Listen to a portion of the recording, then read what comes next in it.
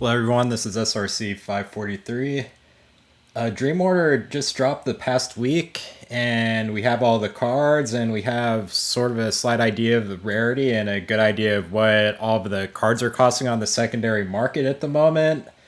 So I just kind of wanted to drop some info about it and just kind of stay up to date. One of my goals on my channel or GitHub or whatever is kind of to document all of the various baseball trading card games that are coming out or have come out in the past 30 years or so. And this is a rare moment for me to do something that's a contemporary account, so I do want to at least stay relatively up to date on it. So yeah, let's talk about Dream Order for a little bit. First off, I want to go over this sample game they posted a little bit after I did my first video. And I'm just going to play through this muted and kind of talk about what's going on so you get a general idea of what the gameplay is like. And that'll give you a bit more context of when I talk about the cards later, I guess. And just how the gameplay is in general. So let me find a good timestamp here. 15 seconds in. We'll watch a few minutes of this. Oh, I'm gonna mute this, sorry. Alright, so to begin the game, you draw cards equal to your starting pitcher's card power. So Ogawa right here is a +6. This stack goes from +4 to +7, where 6 is kind of the standard good starting pitcher amount, and 7 is where it tops out. And it can go 5 or lower if it's a pretty powerful ability, but we'll get back to that later. So they're going to draw 6 cards. And they're dealing. Very common in Japan to do rock, paper, scissors to determine who goes first. And this game, you actually get to take a free mulligan, and it's worth noting in this game, for the redraw, you actually discard the cards from your hand, so you won't redraw them until way later in the game. So very good point to get rid of weaker cards that you don't want in your hand in comparison to other games. So now this guy on the left is batting first, and he has his batter out. And this pitcher...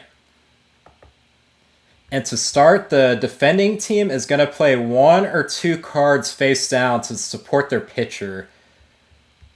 So he has a base defense of 6, and he's going to boost it with either contact cards or power cards. And we'll get to that shortly here. So he's only going to do 1. And the attacking player will be hitting for power. So he takes his base power of 4 and then the +2 power from his support card. And we compare that to pitcher. Unfortunately, the defending player chose contact, so he guessed wrong. So it'll be 6 points to 6 points here. And that means I'll get to roll for a contact hit. Or for a power hit. Sorry. And here's a roll right here. So that's a 6, and that is an out for a power hit. So power, pretty decent on average, but lots of outs on that roll there. And this time he is playing 2 cards for supporting.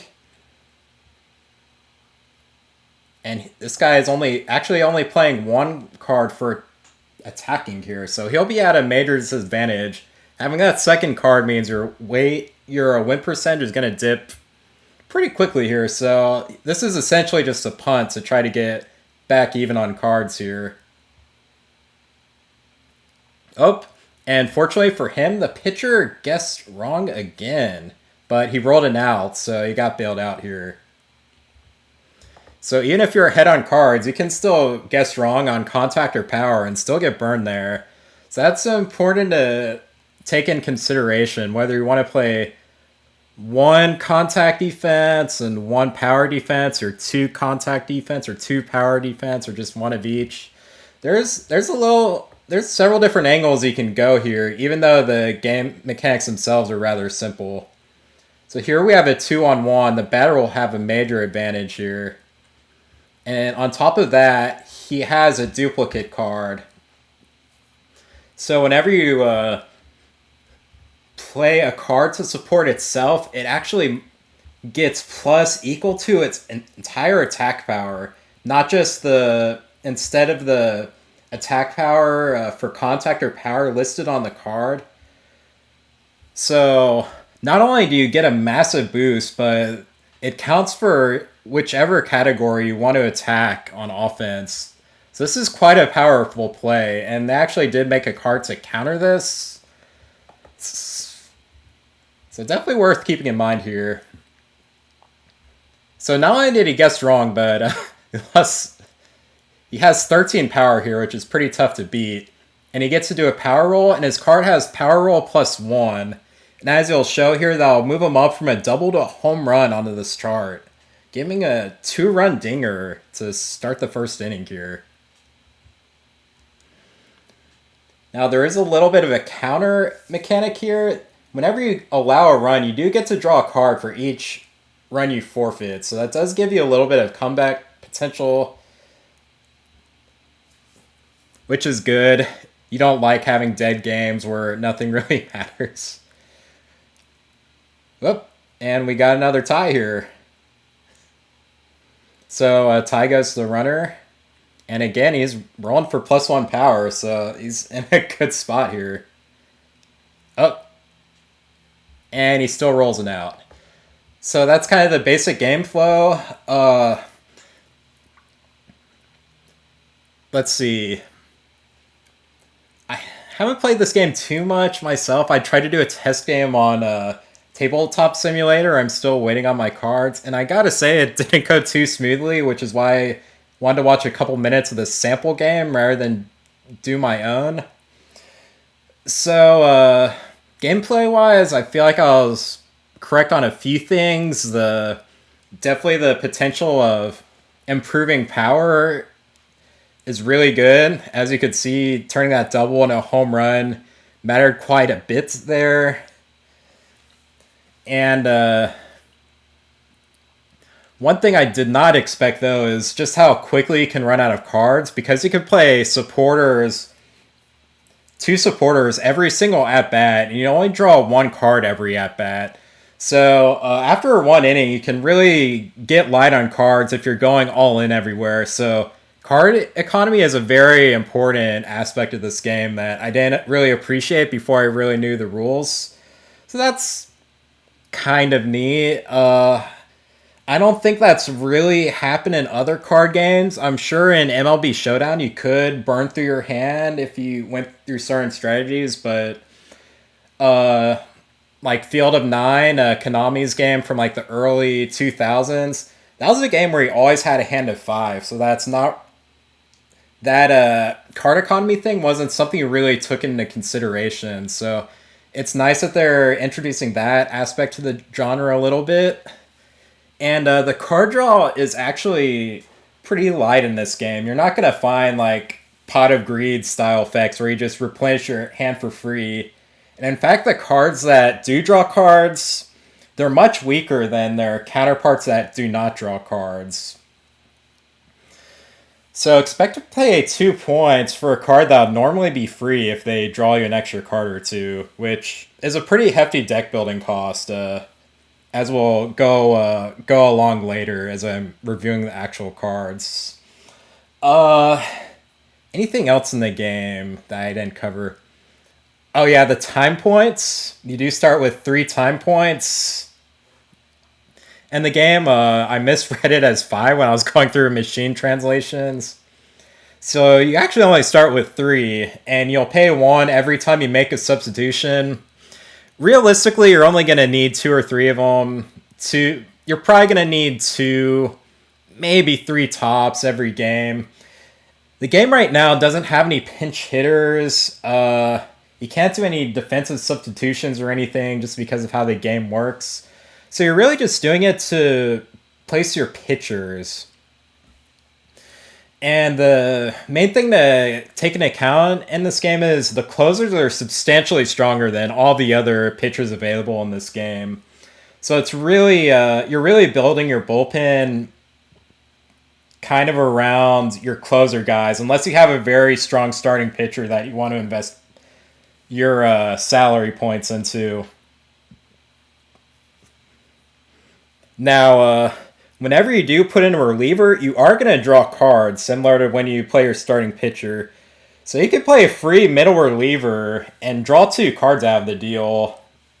And even if they kind of suck, you can draw 2 cards, have them face on in the bottom of the order, and then bring in a good middle reliever or even your closer to replenish your hand just for the cost of 2 time points. So that's another kind of interesting angle in the card economy. It's certainly interesting that your card draw is tied so heavily to your pitching staff. I don't know if I love this. It's kind of weird from a flavor perspective. Like, what would your starting pitcher have to do with how effective that your hitters are? But I guess you need to streamline the game somehow, and you can't have separate hands for offense and defense. That'll just be way too clunky. So it is what it is. Anything else about the gameplay that I wanted to cover? Yeah, it's kind of it. Kind of short and sweet. Let's talk about the... Oh, one more thing I want to cover up about the bullpen that is really interesting. And I did not expect this when I first heard about the game rules.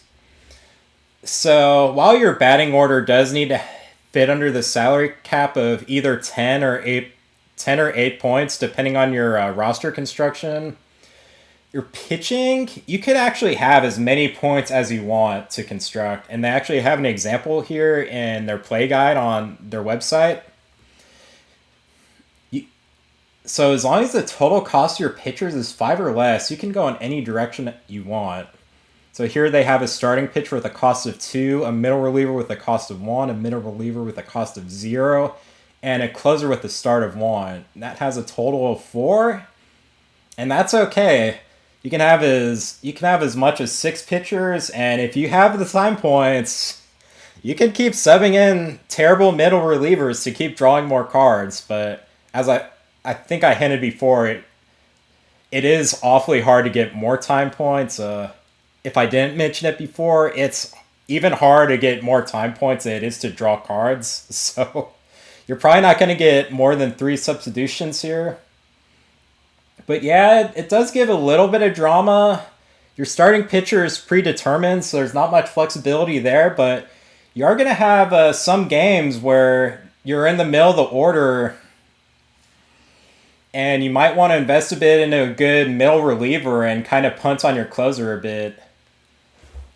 I don't think that'll happen often, but it's kind of cool that you have the option where you can kind of have a fireman, middle reliever, and then just have a 1-cost closer that's effective, but not as effective as the 3-cost or 2-cost closers that you would run in an ideal situation. All right, there's the playmat. So yeah, that's kind of the basic game flow. We'll talk about the gameplay a little bit more. I do want to get a little bit into how to get cards when you're outside of Japan and talk about the early cost of the chase cards so far before I do that. So let's talk about that a bit. Right now, it's not super easy to get import cards right now, but I did find a place called Nin Nin Game that seems to be pretty reputable, and they sell booster boxes for $30 a pop, which is only about $5 USD higher than retail from Japan. So it seems like a pretty solid deal. These are selling for like 50 or 60 each on eBay, and some of the other shops I found are running out of stock, and it seems like they have a good number of these and they're selling them close to retail price. shipping is going to be a good 30 to 50 bucks depending on how many you buy. So this is not a cheap business proposition by any means, but if this is a game you're interested in and you just want to like get some common and rares and maybe look for one of these super special rare cards just as like a lottery thing, they're out there and they're not horribly expensive. Unfortunately, their starter deck stock isn't as good, but if you look around, you might be able to find these for like 10 or 15 bucks on other sites, but it's a little sporadic and you might need to go to some Japanese websites because it seems like the booster boxes are featured more prominently in these international market sites that carry these. Now let's talk about the secondary market a little bit. So the game has several rarities. We have common, rare, and you're going to get several commons in every box, and you're going to get a rare, you get several commons in every single pack, and you're going to get a rare in every pack. So you're going to have a ton of commons and rares. And I'm looking at a buy list here, and they do not even offer a price for either of those. So for all intents and purposes, those are bulk, and they're basically worthless. And the price you're paying for those are basically just the price of like handling for them to get them to you. So those are just like commons and rares are just your normal base cards you'd find in a baseball pack, or commons and uncommons that you would find in a Magic the Gathering pack. And then up besides the commons and rares, the only mechanically different cards we have are the super rares. You'll get these just under one in every other pack, and each box will have 12 packs, and you'll get around 5 of these per box. And these cards are not terribly expensive either. On this buy list here, they're not even offering a price for any of them. The most desirable super rare card in the set is Munetaka Murakami, the crazy power hitter in Yakult, who can't really play defense or necessarily make consistent contact with the ball, but he has crazy home run power and a sweet eye, so he's getting a lot of hype in Japan. He's still pretty young. He might make it to MLB someday, and his super rare card is worth like $2 or $3. The buy list card is going to be a little bit lower, obviously, just at 100 yen.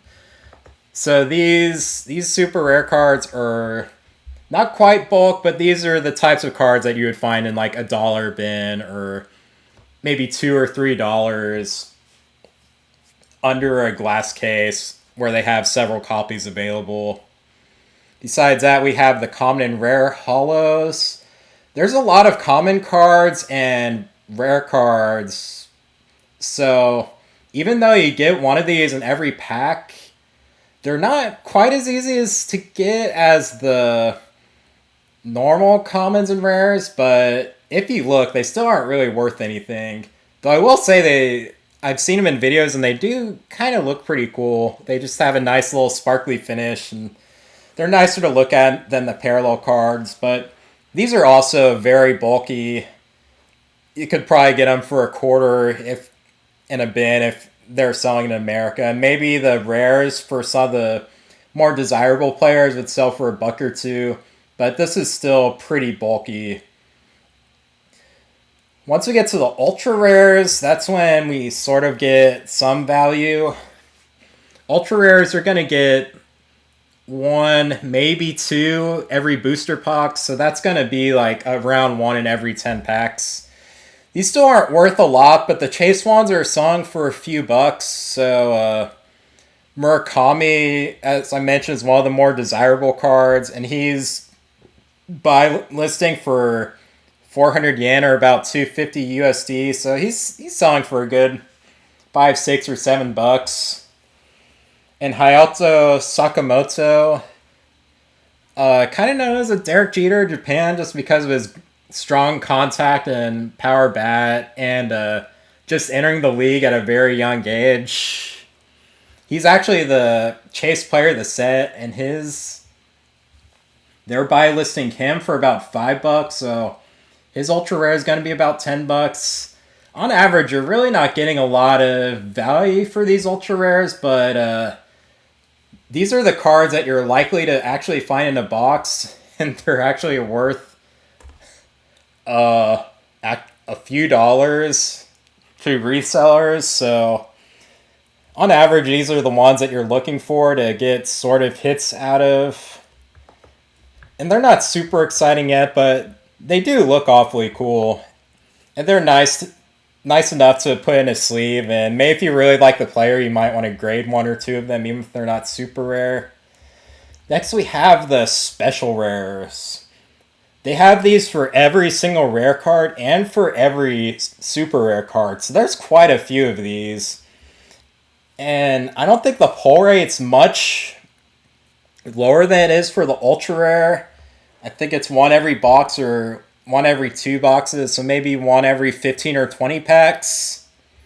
But there's so many of these, so the chance of getting a player that you really want is quite a bit lower here, and it's kind of demonstrated in the prices here. So let's see, we got Marishta is $13. Let's see, Nakazaki, not sure Nakazaki is Uemo. Here's a guy you might know. Here's Akiyama. I think he played for the Cincinnati Reds briefly. He didn't really pan out. His is buy listing for $8. Should be, oh yeah, here's Hayato Sakamoto. Pseudo-Japanese Jeter. He's buy listing for about $20. So these are some pretty good hits, and it doesn't seem all that unlikely you'll get a special card. I mean, chances are you'll get one of the ones that's worth like $5 or $10, but these are some pretty rare cards, and they're full art. They're full art hollows where they kind of shade the text so that you don't really see any text boxes. They're pretty flashy and good looking cards. They're not worth a ton, but these are another one of the like cool looking cards that you're pretty likely to pull in a pack next to the ultra rare cards. So they're worth keeping an eye on. And if you get a Murakami or like a Sakamoto, it's a pretty solid pull, and that's basically going to pay for your box value-wise.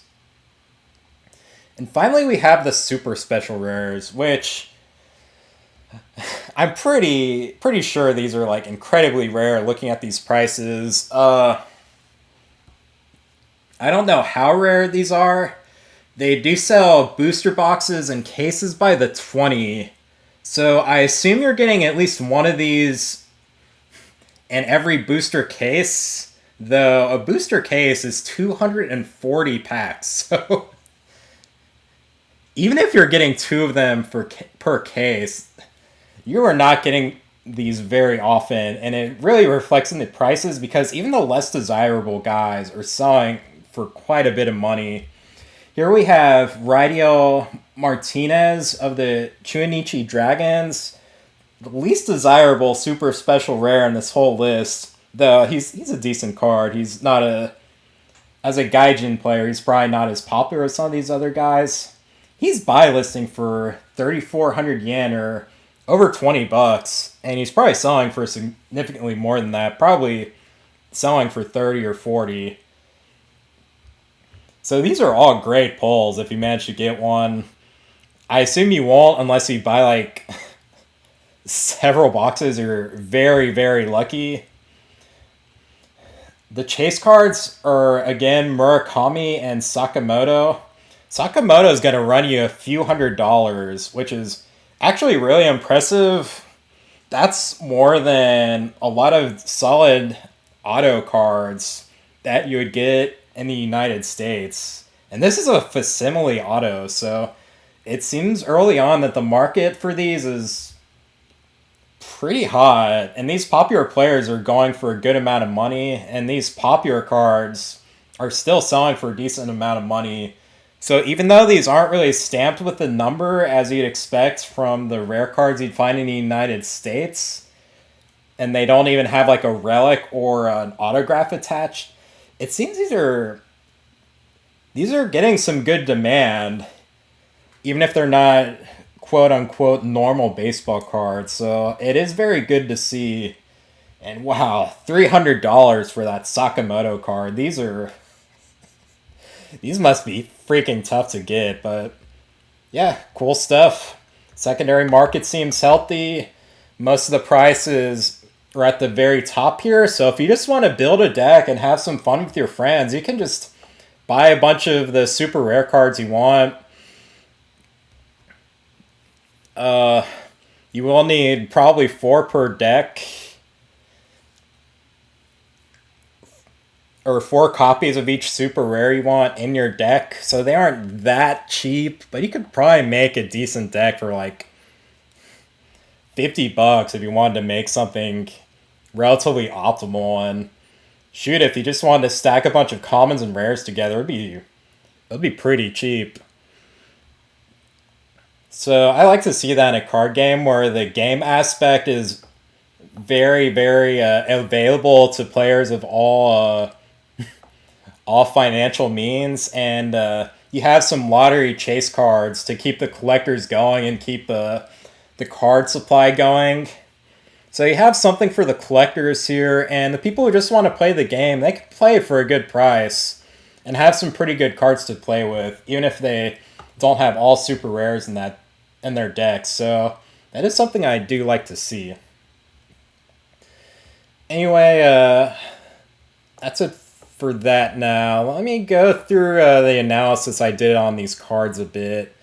I did bring my Wenzba replacement back out from under the attic on this spreadsheet, which I guess I'll share. There's minor errors all over the place on these, so I'm kind of skipping around between spreadsheets and stuff, and it's kind of a mess, but I'll talk you through with what I got right here. So the methodology for this is built around the linear weights table that we have on Fangraphs, and that's how much of an impact that a certain outcome at the plate will have relative to making an out. So a single is worth about 0.7 runs over an out, and a strikeout is worth 0 runs over an out because it's an out. And the flyouts and groundouts won't really be relevant because you cannot advance base runners unless you get a hit. But the home run and double and single are very relevant here because those are the only 3 outcomes you can roll on the dice in this game. So we take these linear weights, and here's where my math gets really hand-wavy. I have a little outcome matrix based on another spreadsheet I did, and this estimates about how often you'll be able to win a matchup depending on your batting power versus your opponent's pitching power. This is very guesstimate-y, but basically if the batter is tied, they have a pretty substantial advantage, and they're going to win about 2/3 of the time. And the pitcher is going to need to be winning by at least 2 to have a pretty sizable advantage. Thanks to the tie going to the runner for one thing, and also because the pitcher has to guess if the batter is going to be hitting for contact or hitting for power. And that's also another big point in the batter's favor. So the batter is going to win a pretty decent portion of the time here. If you have 5 and 6s, it'll probably be half and half, even though the pitcher will often have a 1-point handicap just because of how the players are priced. So anyway, I multiply the linear weights here by estimated win percentage and also by the roll odds. So linear weights, when you do a roll of +0 for power, is about 600, which is elite if you win every time, but since batters can only be expected to win about half to 60% of the time, 600 is going to be about an average 300 outs above average per at bat. That's same for contact. And I talked about this a little bit before in the previous video, but there is a substantial difference between boosts and debuffs and power versus buffs and debuffs and contact. So players that can convincingly hit for power, you won't see many +3s even with special abilities, but +1s and +2s are not too uncommon. And these are kind of the players that you want to build around that have a good win rate and can also roll for additional power. And in baseball, like a plus 15% or plus 30% difference isn't trivial in baseball, but it's certainly trivial compared to the boost that you get from hitting for power. So that's certainly something to keep in mind when you're evaluating your players. Another thing to keep in mind is that pitchers that debuff your role are actually pretty common since this is a powerful ability. And you'll probably face one or two of them in every staff that you face against. So players that do not have a power buff, they're going to have a very, very low run output when they're hitting with negative power. So you're not getting a ton of singles and you're not hitting many home runs. It's a little bit rough. And that's another case where it's just really nice to have that +1 power as a cushion, because even if it's getting debuffed, it's still a viable option. As opposed to if you're getting debuffed for when you're at +0 for contact and power, you're taking a much more substantial hit in offensive output for power. And that kind of hurts the mind game aspect you have going on in the background with support card guesswork and all that. So yeah, power is still really good. Contact, nice bonus, but not something you really want to build around in for the most part. Though if they have the card has other abilities too, it's pretty fine to have. So anyway, I'll go a bit more into the leaderboard. So I do want to mention a couple of the tactics cards real quick. We have the Gambler card, which I'm not sure I mentioned in the last video. In this, whenever your opponent supports a card with a copy of itself to get that sweet bonus equal to its base attack power, they get +0 instead and it's discarded. And there's an Awakening keyword that triggers additional bonuses, and this negates those too. So if you guess right and you play Gambler, it's really backbreaking. Especially if you played against a super rare card with a strong Awakening ability. So I don't know if this card is good. It's pretty high variance, even though you can technically play it on offense and defense, but definitely worth keeping in consideration. The other support card that I found out about since my last video is Invaluable, which was not included in the starter packs. This will give you a measly attack power boost of +1 when you're swinging for power, but your power roll is increased by 2, which, depending on your power dice modifier, that can increase your home run amount by like 2, 3, or 4 by an absurd amount. So you can really sneak someone by with think they have you with a power debuff and give it +2 and turn it into a power buff and maybe cheese a home run with a good roll.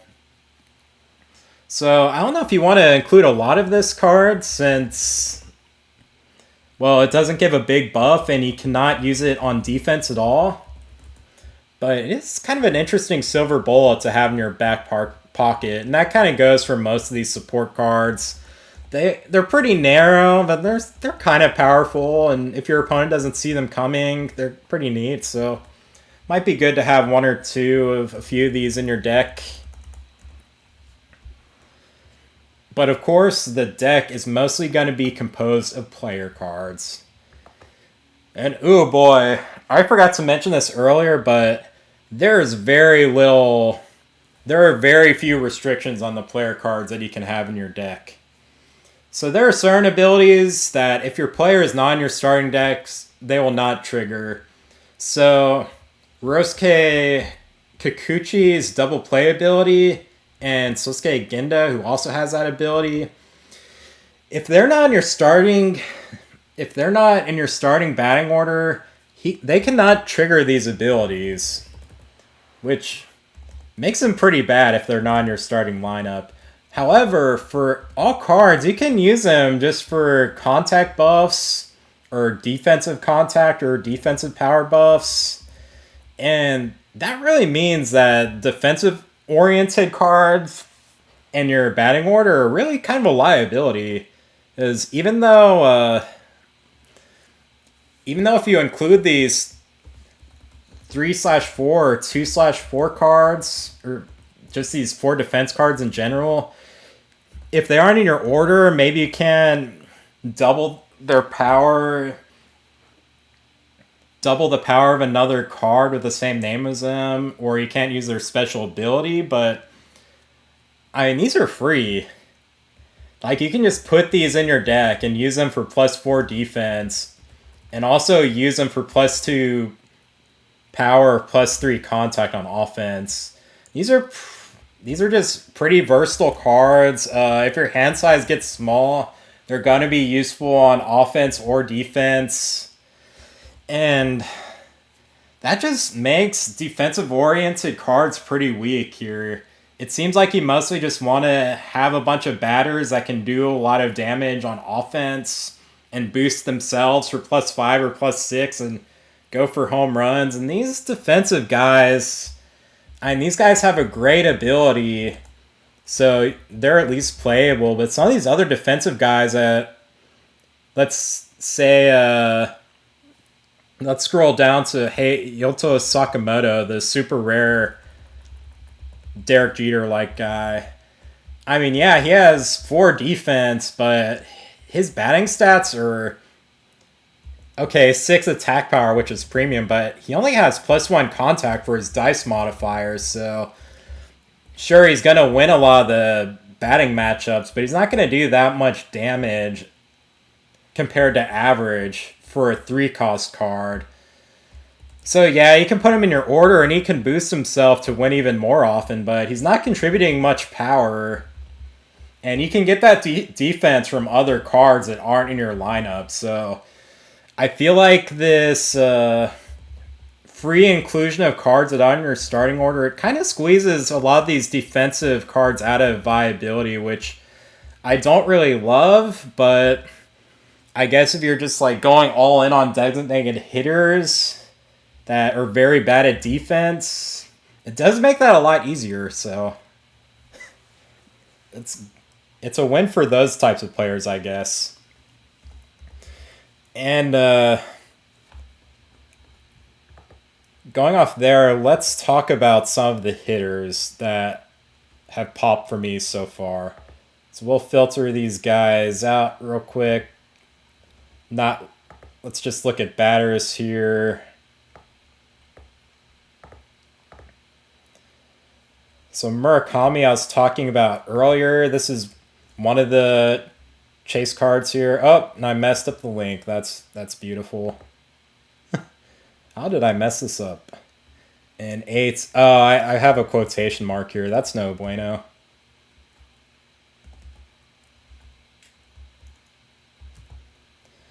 Yeah, we can at least fix the batters real quick here. It's preferable to not do this in the middle of a video, but on the other hand, this video is already kind of dragging on.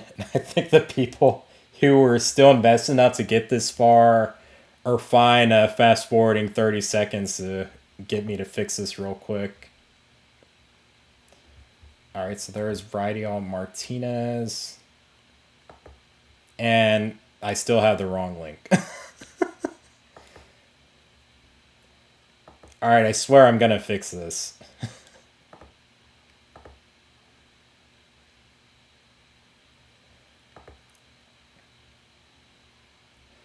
Alright. So let's sort the range by ID.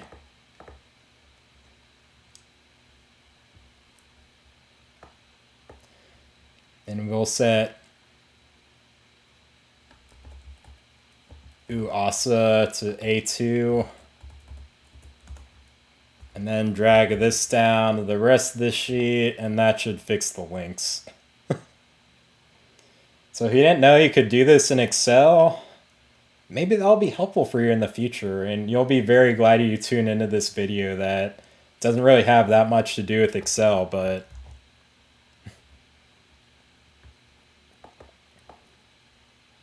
and this is just a combination of the player ID, which I have listed on the left, and the link format that Dream Order has for their card database. So anyway, now I can turn the filter back on, take these pictures off.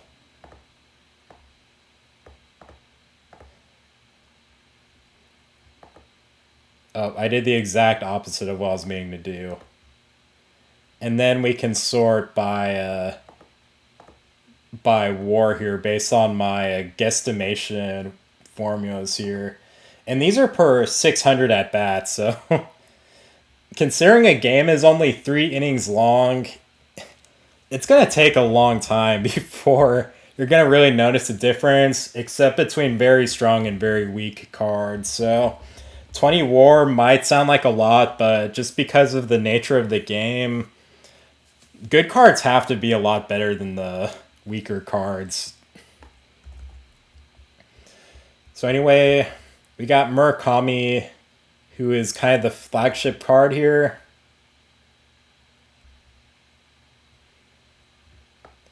Munetaka Murakami.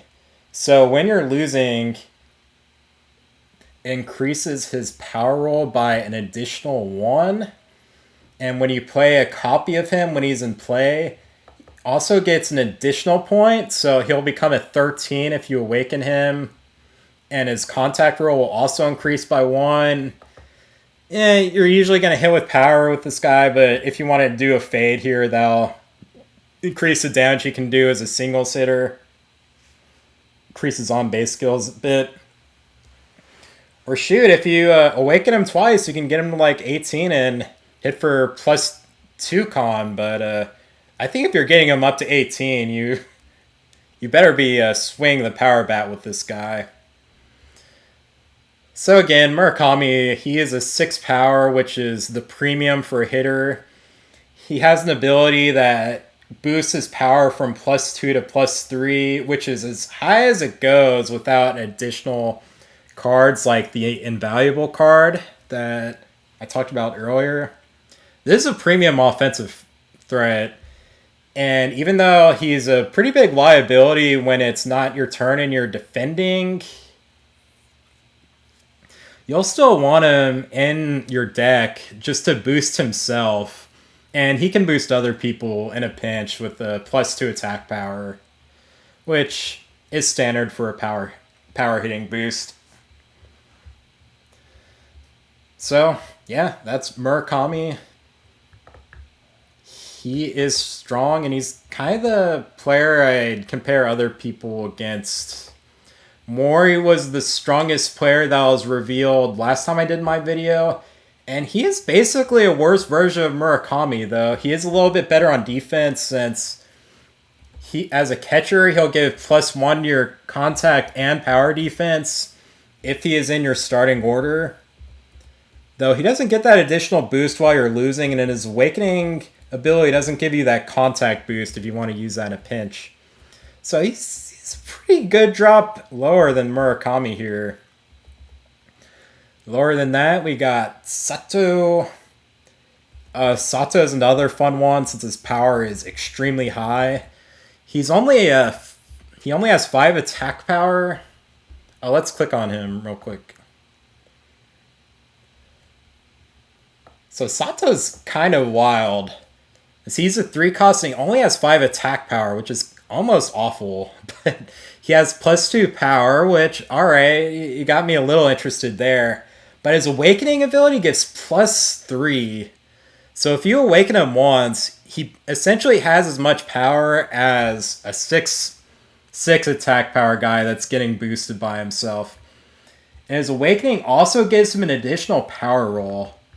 So man, if you awaken this guy and just win the power matchup and get to do a power roll, it is absurd. This guy can do some serious damage, and he seems like a fun guy that I'd plug into just about any Central League deck. Though it is a little bit awkward that his defense isn't that good, and he's also a third baseman.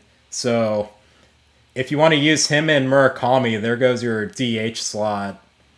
But yeah, this is a fun example of a power hitter and a guy that can be effective even if he only has 5 attack power, thanks to that very strong awakening ability.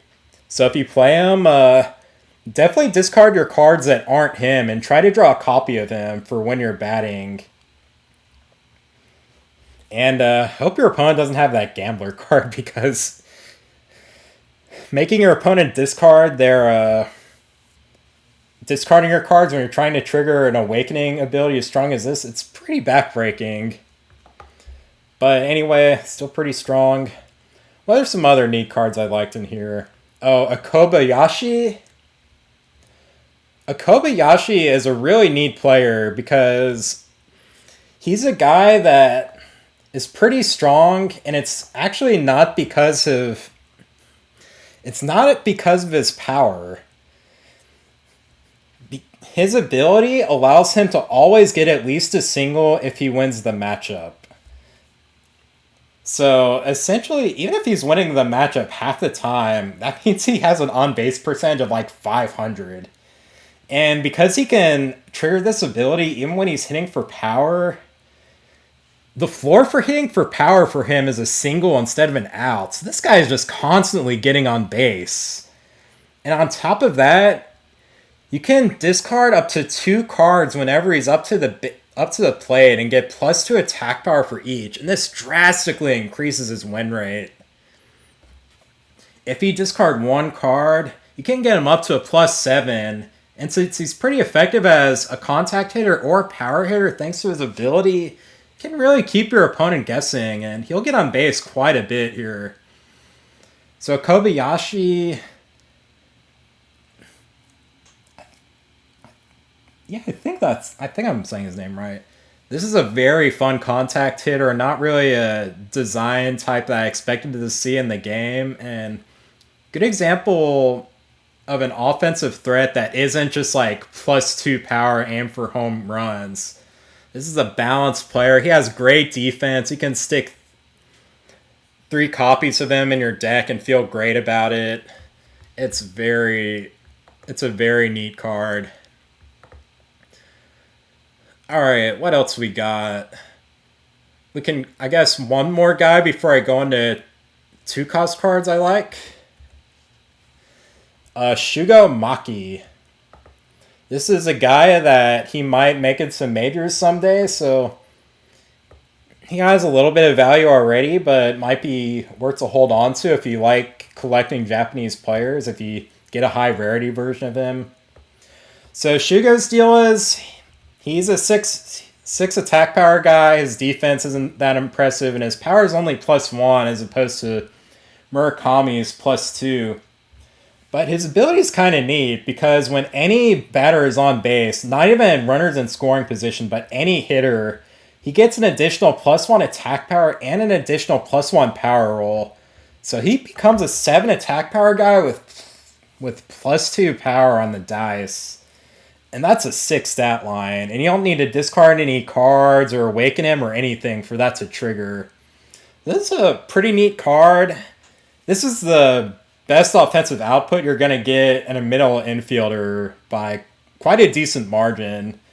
So if you're going for a more offensive lineup, he'd be a guy that you look towards. Though, honestly, he costs 3 points, so you're only going to fit so many of these guys in your lineup after guys like Murakami and Kobayashi are already in there. But Maki, another card I do like, and it's pretty cool design for a pretty good real-life player that you might see in the majors someday. Let's see. Anyone else that stands out according to their cost that I haven't covered last time? How about the 2-cost Shugo Maki? I don't remember if I talked about him before, but this is a good card for only 2 cost. So he's basically the vanilla version of the other super rare variant. He's a flat 6 attack power and +1 power batting. He still has a +2 defense infield, so he's not a complete liability on defense. You can include a copy or two in your deck if you want to for offense and to a lesser extent defense. This is just a solid stat line. Like, he's gonna win some matchups and he can hit for power, and his contact isn't boosted, but you're gonna win often enough with 6 attack power that hitting for contact isn't a losing proposition here, as it would be for, say, Sato, who we just talked about earlier. So, Maki, kind of the premium 2-cost card, and he's a starter deck guy, so he's super easy to get. Though, unless you're only ordering booster packs. Though, if you're only ordering booster packs, you can get in on Shogo Akiyama, former major leaguer. He has the same stat line as an outfielder. So, for 2 costs, you get about 10 WAR, which isn't as good a deal as a guy like Murakami, but it seems like about 4.5 or 5 WAR per point for batter is kind of the premium here. And even a simple stat line like 6 cost +1 die roll does some work. Let's see, Osuna is a 5 cost that has +2 power batting, and he gets an additional +1 attack power and additional contact roll +1 when you're losing. So, fairly reasonable offensive threat. That's only 2. Keito Sano is another 2 cost I like. We saw his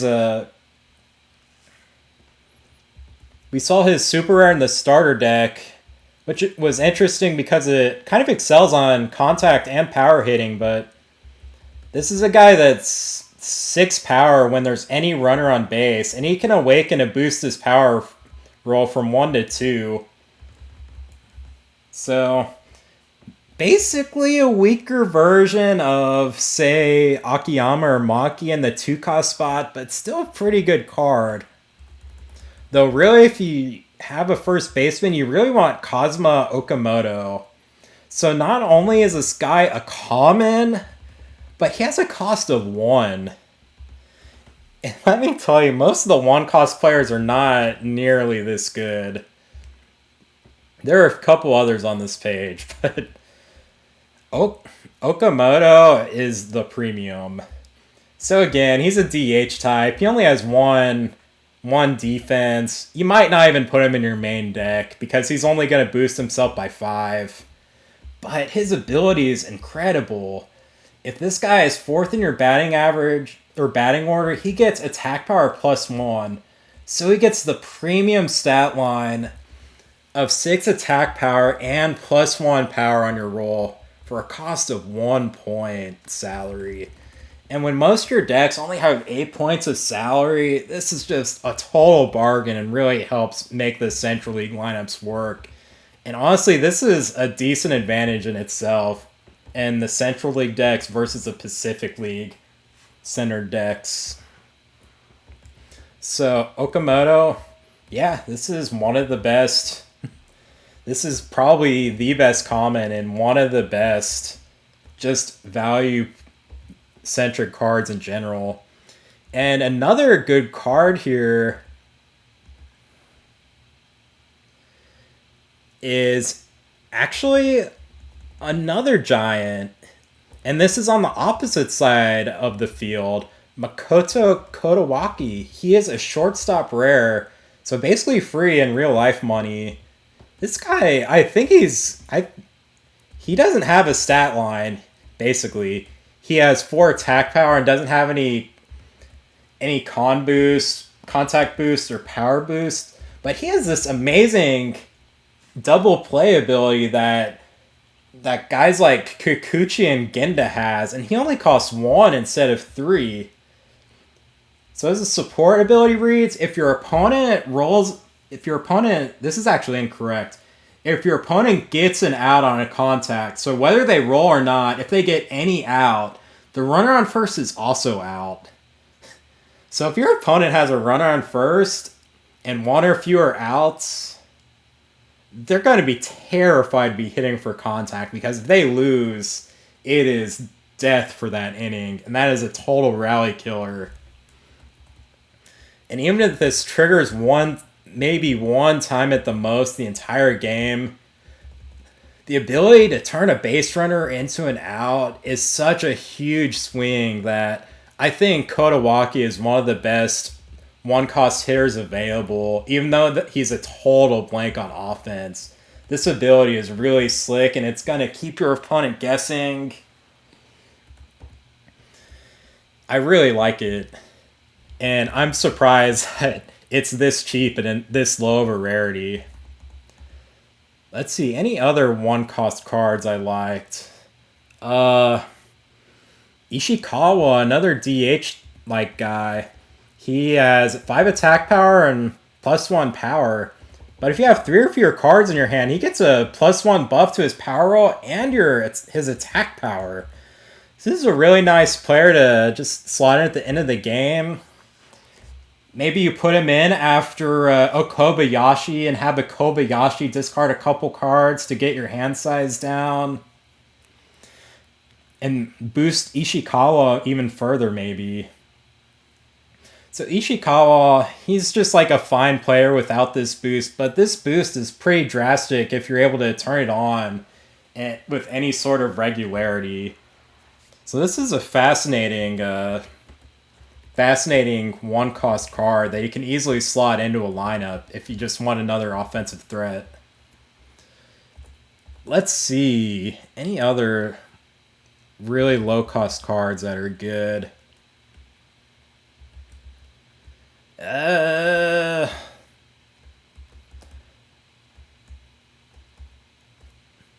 Those are kind of the premier cards, the 1, 2, and 3 cost tiers. Let's go to the 0 cost tiers. So this is another spot where the Central League has a pretty sizable advantage. Central League has 3 players with a cost of 0 that are above average offensive contributors. And that is thanks to their 5 attack power and +1 power roll. So these are guys that even if they get debuffed, they're still pretty good with both contact and power hitting. So they're live against most pitchers. And even though they don't have much going on defense, you can just throw them in your deck for free. Just throw them in your order for free. And you only necessarily need to include any copies in your deck, though. Maybe you can throw in 1 or 2 just as like a surprise silver bullet. +5 attack boost for them. But most of the 0 cost cards, they are sub-replacement level. And you're really just trying to mitigate the damage of your 0 cost cards to fit in your powerful 1, 2, and 3 cost cards. But Central League, shoot, I mean, you can't play Murakami with himself. You probably want to play the 3 cost version over the 0 cost version. But just getting Matsuyama and maybe Ishikawa if you don't play the 1 cost version of him, that's a pretty good advantage against the Pacific League, who really don't have very many good value hitters. So it seems like early on, between the booster and starting packs, you really just want to build a Central League deck if you're trying to be competitive. The starter and booster packs, they don't really have a deep enough player pool to really make single team builds viable versus the full league builds yet. And it seems like Central is much better than Pacific at the moment, which I guess makes sense. That's kind of how it is in real life in general, I think, though it kind of flip-flops depending on the season. I guess. But yeah, speaking of the teams, there is not much balance between the teams at all. If you These are just some sample numbers. Basically, I combined the WAR of the expected pitching order plus the WAR of the batting order. And the batters, I do give a multiplier to the first three batters in the lineup since they're quite likely to get an additional at bat. So with that in mind, the Pacific League clubs are basically the Buffalo show. Like, there's basically no reason why you should ever run a team that isn't the Buffaloes. The Central League can pretty much run anyone. Giant, Bay Stars, Tigers, Swallows, Dragons. These are all pretty reasonable teams, though the Carps are kind of struggling here. So for the single team formats, you pretty much just want to always build Buffalo. Their pitching situation's a little bit awkward, and I can go into that a little bit, but the Central League teams seem to be pretty balanced, and I like that at least. You have 5 different options, so you can just pick your favorite team, but Pacific League is all over the place, and it's not going to make for a very interesting metagame. I think you basically just want to build the best possible Buffalo deck. And I'll click on the Buffalo real quick here. Buffalo gets 2 pretty good power hitters. They get a decent starting pitcher in Miyagi, and their relief pitchers aren't much to speak of, but because of Miyagi's stat line's very good and his effect is very good, he can maybe go 2 innings, and you won't need much value out of your relievers. But anyway, you get Tomoya Mori and Yuma Tongu, which are 2 of the best offensive threats in the Pacific League. And even their filler guys aren't that terrible compared to some other teams. So this is a pretty strong team. And it seems like it's pretty much the meta. And let's say you're doing a Central League build, you have like the Giants. You can have a little bit of a stronger pitching staff, but your batting order is really going to suffer in comparison by not having 2 premium guys. Even the Swallows, who have Murakami, they really struggle in depth. They have 2 hitters and some filler, even if their bullpen's decent. So it's really the Buffalo club. They have decent pitching, and their order is insane. And I found kind of a similar issue when going for Central League versus Pacific League. Pacific League can build a quite nice pitching staff here. And their batters are pretty solid. You get Yanagita and Mori, and a good 2-cost guy in Inoue. So he's a 5 with a +2 power, and he gets an additional power roll if there's a man on base. So he's a true power hitter for only 2 costs. And he's even better than the guys like Akiyama. The problem is, Pacific League, they don't have any value at the 0-cost tier. They have Shimauchi, who is above replacement level, I guess. But these other guys are just all filler. Just 5 attack power, nothing going on defense, no attack power boost on contact or on power. So this is a team that can beat the Central League team, but it just isn't as good. Let's look at this Central League lineup. It's like, yeah, we're spreading ourselves a little bit thin so we can fit in some more 1-cost guys, but we still have some great pitching here. Ishikawa is just filler, and we can immediately put in Taizei Irie, who has who has 6 defensive power and gives a roll -1 debuff to all of your opponents, which is a very nice ability to have. But there are just almost no weaknesses in this order. We have Kodawaki who can't hit a lick, but he has like this great defensive ability to have, so he has a lot of value. And Oshiro is our only guy that's below replacement level, so there really aren't very many weak points in the Central League lineup here, mostly thanks to Ishikawa and Matsuyama providing really good batting value at a deck cost of only 0. But also thanks to guys like Okamoto, Fukunaga, and Kadawaki, who only cost 1 but are well above average players. So this seems, I mean, obviously my estimates can be like way off on some players, but it seems like this is just kind of the deck you want to make. Maybe you make some differences in the order, and obviously the deck build itself can change a lot because you can put in players from outside your lineup. You'll have to kind of find a happy medium between offense and defense. Like, do you want to play any Ishikawas in your main deck to boost himself, or do you want to play defenders in that slot? And how many support cards do you want to play? So, yeah, seems like Central League is the meta for open play, and Buffalo is the meta for single team play. And, geez, it seems like the alternative salary caps aren't really opening the game up nearly as much as I had hoped, but maybe in later expansions there will be more flexibility with additional player pools and players you can pick from. So we'll see. It does look like a single team game, kind of like MLB Showdown was, but we'll see.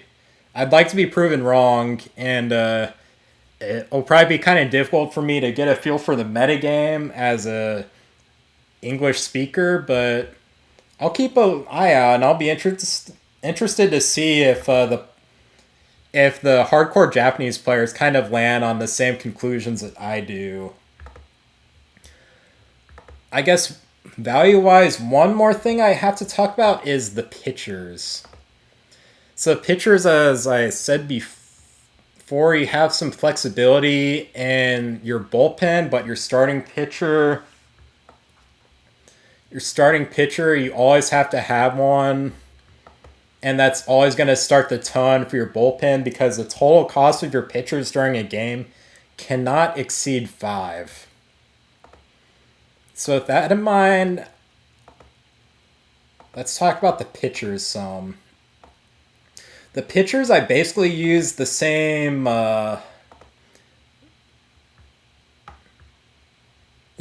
methodology as I did for the hitters. But because the pitchers, they have additional opportunities to get value, I calculated their WAR based on 1,200 players faced rather than 600 at-bats. And the first thing that really jumps out over the page when you look at this is the closers are just absurd value just immediately. Even the 1-cost closers that you'll get out of the starter deck, these are 10 WAR guys, and you basically always are going to want a closer. Even if it's a little awkward and you're coming from behind, the difference that you get from a 6 defense power mill reliever with no abilities and a 7 defense power closer with no abilities is immense over the long run, at least. And you'll want a closer in your lineup, even if you can only bring them in the 3rd inning, whatever. But they're great. And the thing that you really want to keep in mind with them is the 3-cost closers, even though it feels really bad to invest so much salary or deck cost or whatever into a closer, they're really effective, and it might actually be the right move to make. So the Tigers and Bay Stars kind of have the 2 premium ones. Yuasa is probably the best one. He only has a defense power of 7, But when your opponent makes a hit check or rolls a dice, they get -2. If you get -2 roll and you're hitting for power, you are pathetic. You're like a pitcher or backup catcher. Like, you cannot hit. And even if you have +1 or 2 power, and you might win the power matchup, but you probably won't since they have 7 points and they have the advantage. Oh gosh, it's just a back-breaking thing to have. And not only that, this guy is going to draw you a third card compared to many other closers who are only going to draw you +2. And that is an additional opportunity to overpower your opponent or hedge against a bad guess against your opponent. So Yuasa seemed like the premium. Yamasaki, the base stars, also very good. His stats are a bit inverted. He has base +8 defensive power, but his roll modifier is only -1, so definitely heavier against contact hitters and weaker against power hitters. But on the flip side, drawing one fewer card, maybe not that big of a deal towards the end of the game, but it can make a difference. And let's see, on the Pacific League side, the options aren't as great. We have Roberto Osuna. If you have 3 or more time points, he gives your opponent -2 to their roll. And he has 8 defense, but having 3 or more time points is very difficult because you need to pay one of your 3 time points just to get him in there. And you might end up paying 1 or 2 for middle relievers as well. This is a tough task to get to, though if it triggers, it's quite powerful.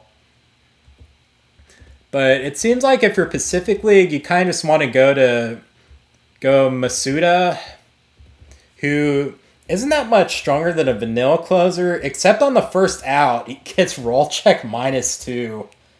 So against their first pitcher, he is near perfect. He is basically Yuasa, though he does draw 1 fewer card. But Masuda only has a cost of 2, and this is one more cost that you can put towards middle relievers or towards improving your batting order. So this seems like a premier closer.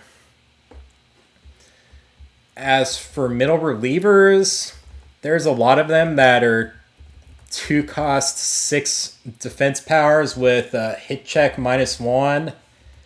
Kind of expensive, but you do draw 4 cards off of them, which makes them actually pretty viable to just like be pseudo starters, like punt with the starting pitcher and just use them as an opener and have your relief pitcher to do the bulk of your work.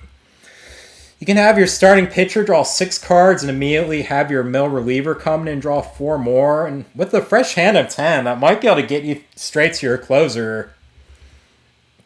And you can maybe go 1 cost for your starting pitcher and then 2 for either Taguchi or Masuda, depending on your league. And starting pitchers are a little awkward. Starting pitchers, obviously, they have the benefit that they begin the game and they can theoretically pitch the whole game, but you can drain yourself of cards pretty quickly here.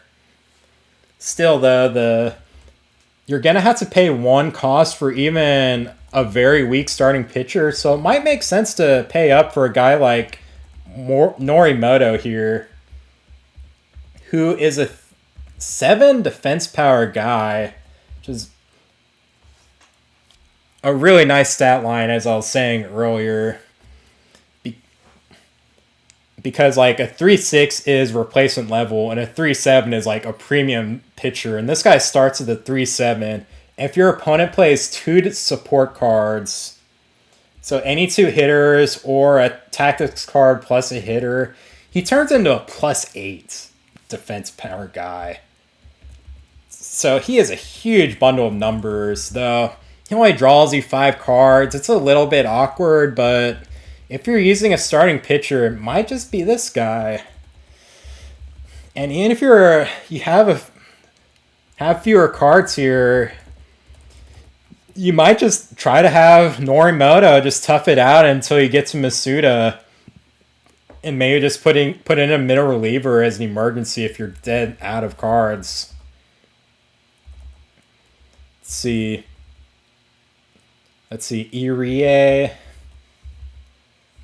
I might have mentioned him earlier, might not. He's a 1-cost 6 defense power with a hit check -1.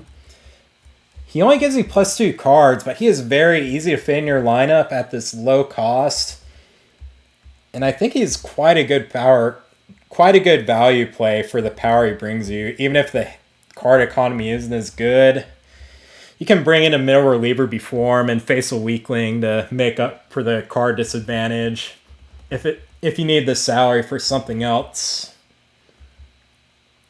Unfortunately, not much else going on for the pitching. There's very few very interesting cards.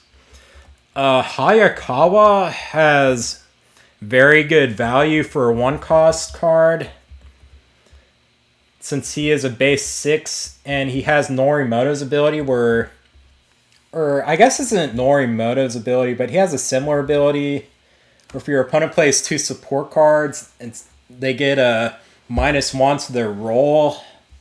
But he only has 4 cards, so even for this cheap price, it's kind of hard to justify the inclusion. And man, if you're paying 1 or less, these guys are just replacement level or worse. I do like these 0-cost middle relievers to draw you a couple extra cards in a pinch, even if it is worth a non-zero amount of earned runs to do so. I think doing that against, like, say, a catcher or a defensive shortstop, without having any pinch hitters around, having them face a extra batter in exchange for 2 cards might not be a bad trade in certain situations. And another good punt play I liked are these 1-cost starting pitchers that only have 5 defense power. These guys draw you freaking 7 cards, and that's going to be really useful for offense. That's going to make your redraws better. You can discard all the bad cards you get out of that 7, so your starting hand's even better. All in all, you can see 14 cards if you discard your entire hand, compared to drawing 5, where you'd only see up to 10 cards. So you can really sculpt your hand here. And even though he's going to have to face 1 batter and it's kind of going to really stink, you can slot into a solid middle reliever and just use this guy as like a smoke screen. Alternatively, you can go to a guy like where is Ishikawa? Masanori Ishikawa. He only draws you 6 cards, and he's also only 5 power, but he has a great ability. If your opponent makes a hit check, roll -1. So even though his win percentage isn't going to be all that great, even against a weaker leadoff hitter, this roll modifier is at least going to mitigate the damage against power hitters. So hey, if you have to face 1 batter, maybe it's better that it's Ishikawa instead of one of these vanilla 5 defense power guys. But that 7th card draw is pretty nice. But Ishikawa gives you a nice option at a cost of 1, where you can get a near replacement level pitcher if you're 1 at bat, instead of just like a huge liability for that 1 at bat, even if it's at a cost of 1 card. All right. So that's basically all my thoughts about Dream Warner right now, and a lot of the cards I liked. It's parts about the mechanics I liked and didn't like. This is pretty rambly, but I hope you found it informative. I really went over a lot of my info here. I'll probably try and post at least some version of these spreadsheets on this YouTube page so you can look at them.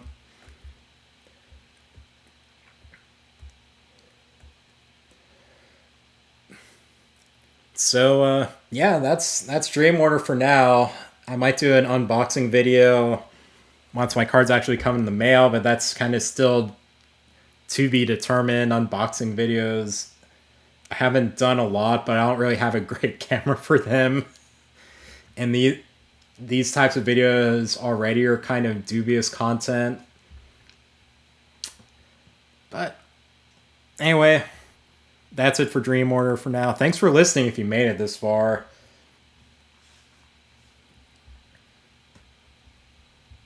Bye-bye.